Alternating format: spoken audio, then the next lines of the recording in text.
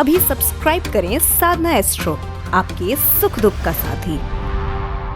कभी भी आपके दरवाजे पर कोई भी आए, किसी परिस्थिति में आए, वो करने लायक है तो भी सही, ना करने लायक है तो भी सही, क्योंकि हम लोग शरीर को देख करके बोल देते हैं ना, हिष्ट पुष्ट हो, करने लायक हो, कुछ काम ही कर लो, लेबराना करके तुम अपना जीवन यापन कर सकते हो। हम कौन होते हैं उसको बोलने वाले? कौन होते हैं बोलने वाले? बोल इसीलिए रहे हैं कि उसको एक रुपल्ली देते हैं आप, इसीलिए बोलते हैं ना कि आप उसको एक रुपल्ली उसको दिए, इसलिए आप बोलते हैं।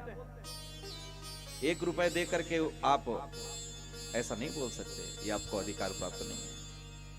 नहीं देना है, हाथ जोड़ करके हमारे पास नहीं है।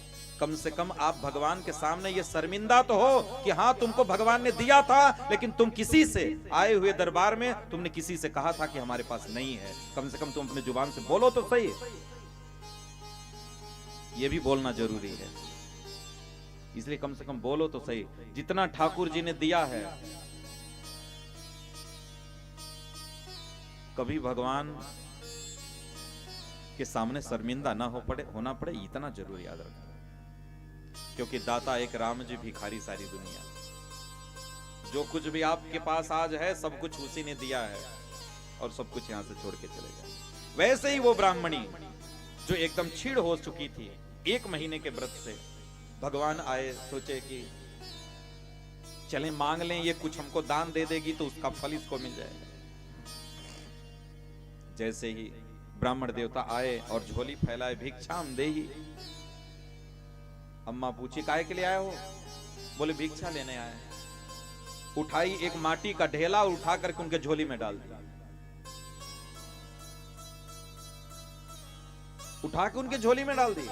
और साधु तो वही कि वो चाहे माटी पाए, चाहे कंकड़ पाए, चाहे पत्थर पाए, और चाहे धन पाए, चाहे सोना पाए, चाहे चांदी पाए, वो सब कुछ ले जाकर के ठाकुर जी के चरणों में समर्पित कर दे। ठाकुर जी आज यही मिला मेरे, आज हमको यही मिला है।